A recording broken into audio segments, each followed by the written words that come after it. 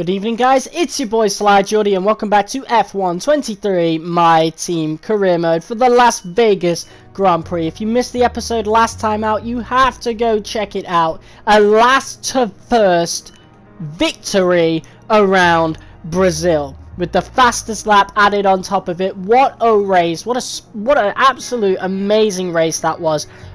We did a lot of DRS farming in the last like 5-6 laps of the race with Max Verstappen until we took advantage of it right on the last lap of the race to stay in front, to get in front of him and stay in front of him, keeping the win. Absolutely incredible. So now, 2 more races to go in the season before we finally finish season 1. I'm so excited to do that, and of course we have some extra R&D points to improve the car, and we're going to be buying a major ERS part on the powertrain. So a lot of these parts aren't going to be arriving, so any part you see that we acquire this episode will actually be going towards the season 2 car. So in terms of our performance, this season 1 car is pretty much done. There's absolutely no way we're going to be able to upgrade it anymore. All the parts that we needed to protect are all protected, so we're all really good going into season 2 at least anyway. But in terms of the season 1 car, we are now going to fully stagnate. There are going to be absolutely no changes to the car for these final 2 races. So that does suck, because at one point we were finally ahead of AlphaTauri in the R&D chart, but yeah, we're firmly back at the bottom again, and that's unfortunately where it is going to stay as we now fill in our activities. And this Grand Prix is actually going to be Théo Pourchaire's last for Sly Team Racing, and quite honestly, if he does not improve going into, you know, the end of the season, then we're just going to sign another driver. But this is our new livery for the Las Vegas Grand Prix, our one-off livery. I think it looks pretty good. It is the Tanabata Festival livery. Unfortunately, we can't put any of the sponsor stickers or personal stickers or anything on it, which makes no sense to me. I don't know why they would do that, but it is what it is. But yeah, this is once again going to be Pourchaire's final race for the team. He hasn't impressed. You know, at least Drugovich had some fastest laps in him around Monaco, for example. He had some pace, you know. He is the F2 world champion after all. That's the least we expect. But yeah, Pourchaire hasn't really shown any signs of proper real improvement. His highest positions have been because of DNFs or big crashes for opposing racers. So yeah, his contract expires after this Grand Prix weekend, so he will not be our second driver going into Abu Dhabi if we do not re-sign him. So this is make or break time for Pourchaire in terms of keeping this seat at Sly Team Racing. But yeah, without further ado, let's finally get into qualifying. I am so excited to finally drive around Las Vegas, and happily I can report that we're going to have no wet weather. This is just going to be straightforward, dry weather for this Las Vegas Grand Prix, as we now look to spend some more R&D points after the practice sessions. I do love actually doing the practice sessions. I know some YouTubers prefer to do quick practice, but I've always loved to do practice sessions, especially since I seem to always be recording nowadays when it comes to F1 other than multiplayer, and I kind of like to play the My Team Career Mode by myself, and so I always do the practice sessions on my own in my own time, and I like it. You know, it's satisfying to do. So yeah, buying a few upgrades here. Again, these are purely going to be for the Season 2 car. These will not be affecting this race, and they will not be affecting Abu Dhabi neither. Like, these are just firmly going to be for Season 2. Now, I'm hoping we get like a plethora of R&D points, like, awarded to us, I suppose, for Season 3, like, for Season 2, sorry, going into Season 2, because I know we'll get prize money for our position in the championship. But, yeah, I also wouldn't mind some R&D points as well. So it's kind of good that we're spending like so much right now trying to get these upgrades in, especially if that does end up happening and we do get those R&D points going into season 2, because then we can get extra upgrades, and obviously with the prize money we'll be upgrading our facilities, etc. But here we go, finally, for our very first drive around Las Vegas. Now in terms of the setup, I did actually try running 0-0 wings, just too much understeer, same with 3-3, same with 5-5, so all my hypothetical ideas from our running Las Vegas with 0-0 wings multiplayer video from a while ago, a couple months ago, yeah, they mean nothing. None of those predictions or estimations mean anything, because they just didn't work with this car at all. The MyTeam car just feels totally different. So the setup we've actually gone with is actually quite peculiar, but it actually really works for this track, and that is the exact same setup that we used for the Miami Grand Prix. So yeah, the car actually feels really good around Las Vegas when I do use that setup, so that's really good to know in the future, because yeah, I don't actually have to make a setup for Vegas anymore. Maybe eventually we could start running lower wings with more chassis and aerodynamic upgrades perhaps, but at least for right now, and maybe perhaps for season 2 as well, we might be able to just stick with the Miami setup, which basically just knocks off both races, because we're actually like we felt pretty good around Miami when by the time we came up to the end of it. Of course, I did struggle at first, same with Jeddah, of course, because very hard to get used to those tracks, because obviously the last F1 game I played was 2020, so those tracks, including Qatar as well, I didn't play them ever before. Same with Portugal, which is also in the game. We're going to return that, definitely, to the calendar anyway, especially since I haven't actually raced around it with the MyTeam car before, so that's definitely exciting. But there's also China and France that we could also put back on the calendar. I'm not so sure if I want to put France back on the calendar. I'm not too fussed about it, but the Chinese Grand Prix, definitely something I want to go with. And we actually set the fastest lap for our first lap of Q1, so we're showing some really good pace around here as we now look to watch Théo Pourchaire set his first lap around Sin City here, and that livery is looking beautiful. Just wish we could add some extra stickers to it, of course, some sponsors, but yeah, it is what it is. I'm pretty sure we can still see our logo on the nose, so I'm not too fussed about it. Still looks pretty good regardless. So yeah, 14th for him, just not good enough. Like, come on, like, I don't care how low your overall is, you cannot be this bad around Vegas. You know, Vegas is all about pace, and our qualifying pace is really, really good. It's just, it's not good enough. Like, is he even full throttling down the straight? Like, is he even using ERS? You know, like, you've got to be questioning at that point. Like, there isn't that many difficult corners at all on Vegas. There's maybe a couple, and you're just not losing enough time around those corners to be that low on the grid compared to me, you know? But yeah, setting our second lap here in Q1 just to make sure we make it through. I don't mind getting knocked out of Q2 or Q3 as long as we kind of play somewhat high in Q2, and definitely Q3 I don't you know, mind getting 10th or whatever, but second place in Q1 is some really good, you know, signs on the wall. Although Lando Norris being P1, definitely not looking good. At least Alonso is pretty far down, so it seems as though the Red Bulls seem to be, you know, getting away with their engine wear, definitely getting rid of some of it as Alonso, or maybe Alonso is getting his own engine wear now, but yeah, pretty good. As we now go into Q2, we're going to be setting our one and only lap.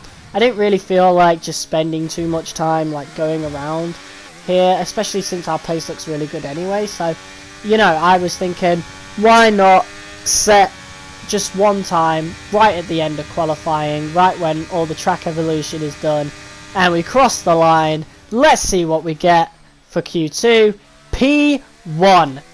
Wow!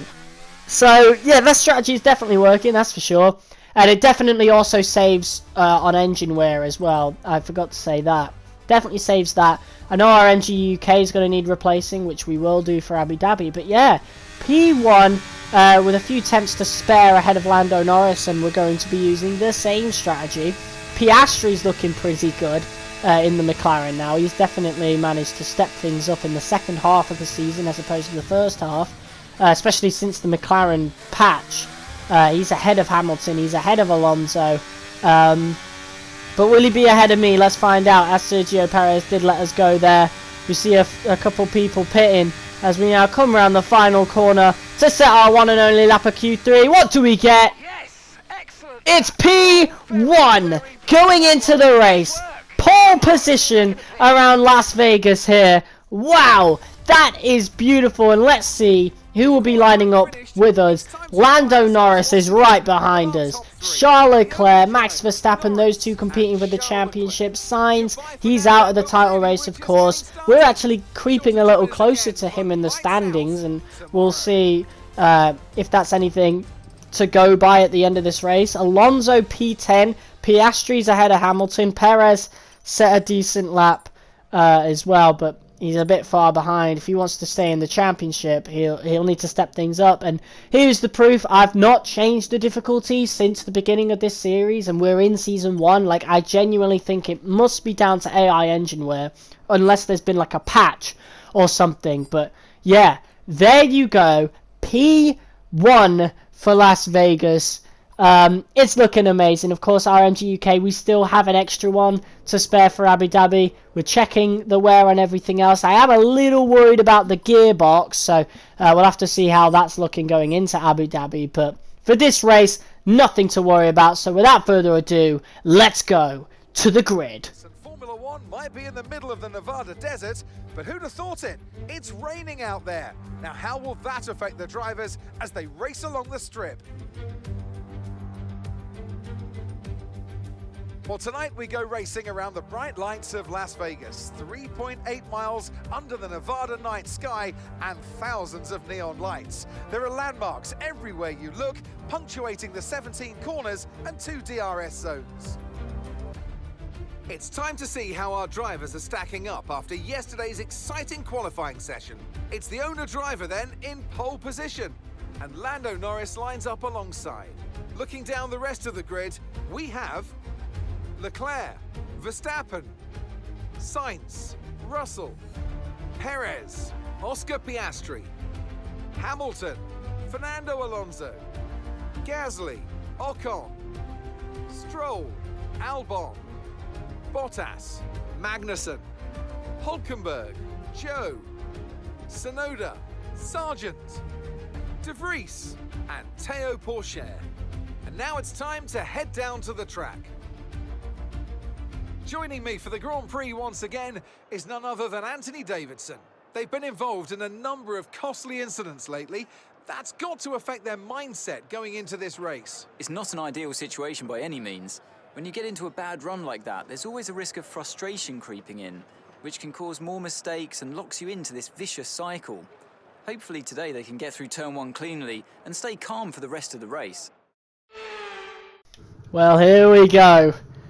Pole position, and ain't I glad we've got that too, because quite frankly I didn't want to be stuck behind a pack of racers, a pack of drivers going into the first corner in Las Vegas. Of course, you actually have to go around a corner to start, like if you're starting towards the back of the grid. So P1, definitely the best place to start. You got clean air in front of you, you can build a bit of a lead, and I started to experiment with the strategy a little bit. I did originally want to go with the soft tyres. Of course, we had soft tyres to spare since we only did one run for Q2 and Q3 respectively.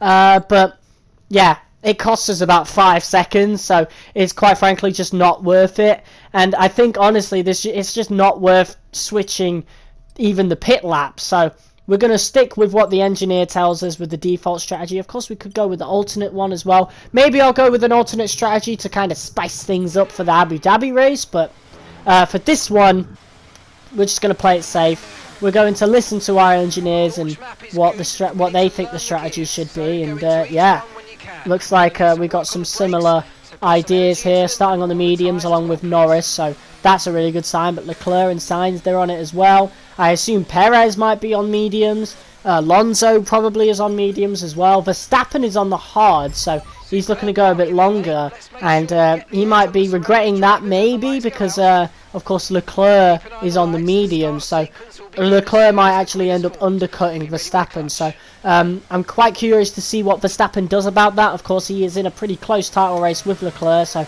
very curious to see what happens there as we go up to 5 red lights. It is lights out, we are underway, and it's a pretty good start from us as we immediately start to pull away from the McLaren of Lando Norris, at least a little bit here as we use RERS around these corners. We're going to lift a little here, of course. Yeah, unfortunately we have to. In terms of multiplayer and time trials and stuff, you don't actually have to lift at all around that corner, but for our car for now we do have to lift, and maybe that did cost us a bit of pace. I don't know if any of the other drivers have to do that, but we certainly do. But yeah, Norris is keeping up with us quite well, which is not good in terms of the strip. He's definitely going to overtake us on the strip with or without DRS, because even without DRS he gets the slipstream, and then of course with DRS you still get the slipstream, so since that's natural, whereas DRS technically isn't. But yeah, looking pretty good as Lando Norris actually makes a quite audacious move, a really good move by the AI there, so that definitely backs up my claim of like not changing the difficulty. I clearly haven't, and I mean, if you look at the other races, the race pace has definitely been a bit slower, disregarding Brazil. Of course, again, we got a bit lucky with Brazil with the DRS farming, but Leclerc now overtook us as well. We're going to go around the outside. There's a lot of space there, 3 wide going around this corner. Sainz is there as well, and Norris has to brake, and he actually makes contact with Carlos Sainz, and yeah, Sainz loses his wing with that contact. Norris hit the wall, so those two have had to pit early, which is splendid for us, because now we don't have to worry about Lando Norris, at least until we pit. Maybe we'll see how he does in terms of his pit strategy as Leclerc does overtake us, but we managed to keep up with him quite well, as we did keep the slipstream there as we tried to give each other some respectful space there. Leclerc is going to want to get in front. Of course, now being a second in front of Verstappen, he's definitely going to want the space, but we want to maintain our pace as much as possible, and if we can fight these guys, we're going to. So yeah, we're going to go down the inside though. We're going to give Leclerc some space on the outside, but he's going to elect not to do that. I think if he went down the inside, I would have definitely given him space. He would have earned it, but yeah, we skip ahead to lap 3. I think we were on lap 3 anyway, so we do skip ahead to the strip part, so we now know Leclerc is going to overtake us. We're going to let him by, obviously. There is no point fighting him on a straight as large as this one, as long as this one, as Verstappen now goes for the overtake. He's going to take the inside. Let's see what he can do versus Leclerc. He's going to just slot behind Leclerc. He's going to play the long game here, as he does make the overtake on us. Of course, he does still need to be quite wary of us because yeah, we're going to get DRS now as well, so yeah, definitely something for Leclerc to worry about, as Verstappen has set the fastest lap. We're going to stick as close to him as possible. Perez and Alonso really not too far behind as we now go on to another strip, skipping ahead to lap 5 as Verstappen is in P1, making a bit of contact with Leclerc. Definitely some aggressive defending now from Leclerc as he starts to realise the threat we now pose. As we now dive down the inside, a really audacious move. Quite lucky not to make any contact with Verstappen, but we have now stolen P1, just smashed and grabbed it out of nowhere. So a very good move from us now as we aim to continue this. Of course, he's just going to overtake us on the strip anyway, but it's nice to have a little fun now. As Verstappen goes to the inside move, we're going to go on the outside again, similar to how we did with Norris, to give them the space. But Verstappen elects not to continue with it. He wants to build up as much speed as possible as he now does overtake us. Leclerc overtaken as well. He's getting the slipstream along with the DRS. And look at this, it's 2 by 2 as Perez joins the battle. 3 wide behind Verstappen here. As we now go around the outside, can we keep P2? Yes, we do. Perez does keep P3 as well, though. He earned it, so the only guy who really comes off bad in that exchange was Leclerc, as we now go down the strip again. And I mean, I'm not even using the RS there. Look at how much speed we had, like, compared to Verstappen of all people. So that's crazy. Our pace is really showing. We're really good around Vegas, and that's why I'm just so disappointed in Porsche. Like, come on, man. We know the car can do it. Like, what are you doing? You know? It's weird. It's proper weird. But that's what you can expect from F2 drivers. But again, he's an 80 overall at this point. He can't be too far away from Piastri. So we'll have to see what happens in Season 2 with Drugovich. Well, yeah, hopefully we start to see the F2 driver having some pace. Otherwise, we might even replace him halfway through the season. Who knows? We'll see. But yeah, going on to lap 7 now. We are firmly ahead of Verstappen, quite comfortable. Of course, in terms of the strip, we're not going to be comfortable, but yeah, we're in front for the most part, as Verstappen does manage to actually gain a lot of speed through that chicane, I think it's called. I think that's what you call it. But yeah, I do check the tyre wear, as Verstappen did seem to gain a lot. So yeah, the hard tyres definitely seem to be the tyre of choice, so it's a good thing we're going to go on to them. Verstappen is going to go on to mediums though, so I wonder what's going to happen with that, especially since he seems to be going longer on this first exchange. We'll have to see what happens, as now Verstappen looks to make the overtake. We're using the RS to try and have as much pace as possible. Leclerc doesn't have the space just yet, but he's going to, as now Perez went down our right. So it's a 1-2 for Red Bull, as Leclerc does overtake us now on third. Fernando Alonso is there in the battle as well. And yeah, let's see what happens. Fernando Alonso and Leclerc, I just don't have the space. I cannot fight it. And so unfortunately, there's nothing we can really do about that. As, ooh, but hold on. We do have some, oh my god! I was going to say we do have some pace on Alonso, but that was really close to the wall. We are really pushing it to the limit when it comes to this fight with Alonso. Wow, just not even an inch closer to that wall, we would have been out of this race. That was extremely lucky, as we now overtake Leclerc, but we've overshot it at the end of the strip here. We've gone wide and we've lost the position to both Leclerc and Alonso. Just one mistake and we have just lost 2 whole seconds to them both. Not good at all. But here is a peculiar sign. Verstappen is pitting earlier than Leclerc, even though he's on the healthier tyres. He is pitting on lap 8 along with the soft tyre runners. Well, Ocon anyway. Gasly's not going to be able to pit if he's on the soft tyres as well. So yeah, this is our pit lap, as George Russell now overtakes us. So yeah, it's definitely time to come in for these hard tyres. So that's what we're going to do, as Piastri is not too far behind us. Gasly is on those softs. So yeah, he's definitely pitting this lap now that Alpine aren't going to be double stacking. But yeah, that was very close to the rear of George Russell. We couldn't get any closer there. Of course, good thing I've got the automatic pit limiter. No way am I changing that anytime soon. But yeah, pitting now. Let's see what the pit crew can do. Can we get a good stop time? 2.4. I guess it's good by our standards, but yeah, George Russell remains in front of us, but we have now been overcut in the pits by Pierre Gasly, which, wow, not good at all. Pretty embarrassing for our pit crew. It did feel like a good stop, but yeah, not good enough, as we now aim to chase down Pierre Gasly in our engine compatriot, the fellow Renault engine of the Alpine. And here we are later on that same lap on the strip. We are now looking to get back in front of Pierre Gasly, and the safety car deployed. Who is it? Oh, of course. Oh wow, he is very prone to mistakes, isn't he? Did Drugovich ever have a DNF in his stint with us? That is the second, at the very least from what I remember, the second DNF for Théo Pourchaire. His career, at least in terms of being with us, is over. That's it. You know, I'm not re-signing him. Not after that. He just has not impressed. He hasn't even showed pace relative to the car's ability, you know? Like, yes, we know it's at the back of the grid. But, I mean, come on.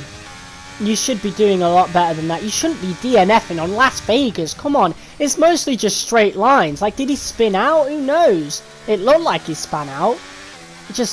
He must have hit the wall pretty hard or something. I don't know what happened there, but yeah. He goes on longer stints on those tyres as well. He might have even been on softs. Like, if it was anything like Monza, yeah, he went on a longer stint. And, like, come on, at some point, you've got to think, like, change the strategies. It clearly isn't working out for you to go longer. Like, stop it.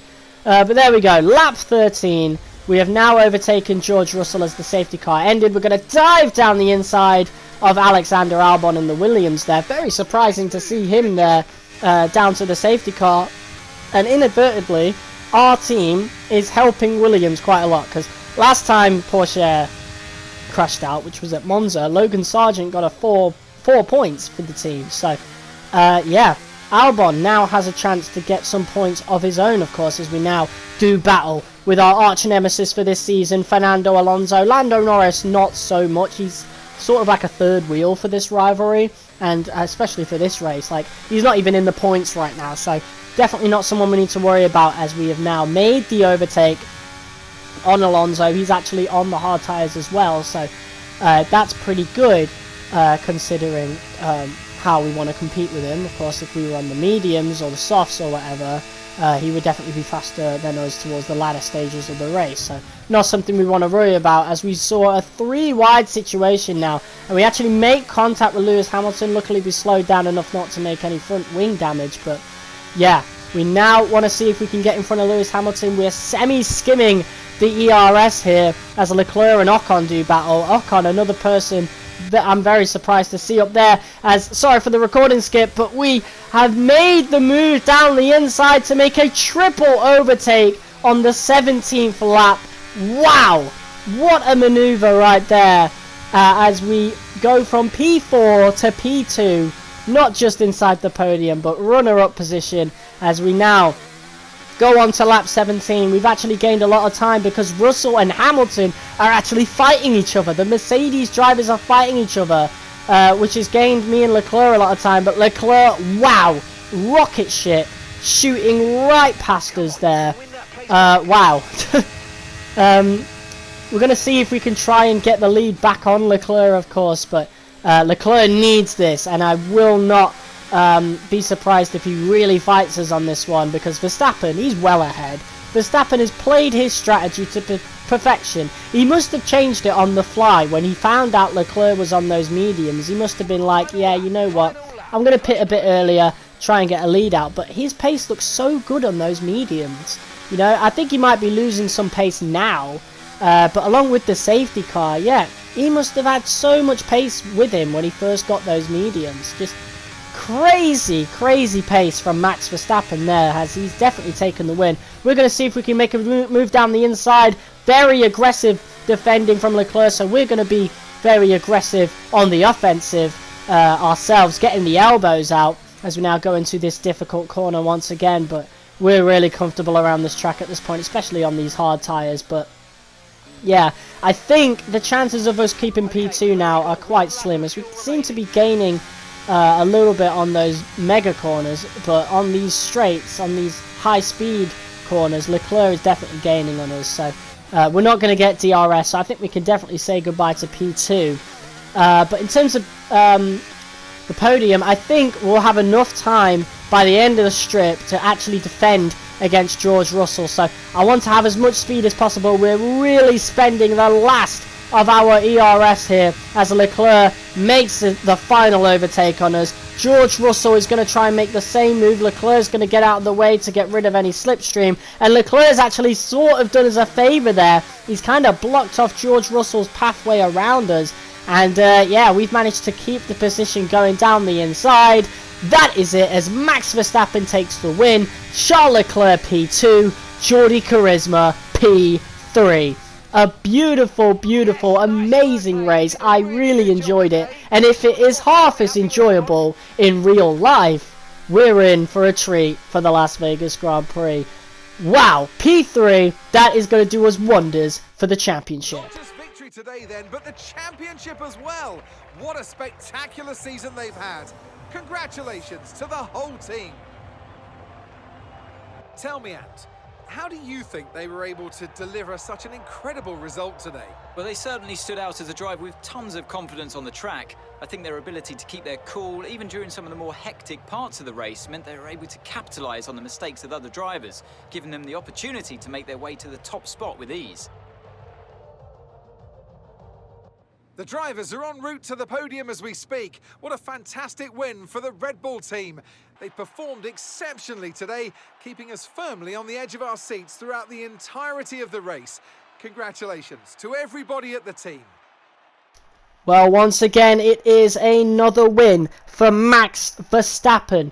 Very, very important in terms of the championship, competing with Charles Leclerc. Sergio Perez might still be in it, maybe not.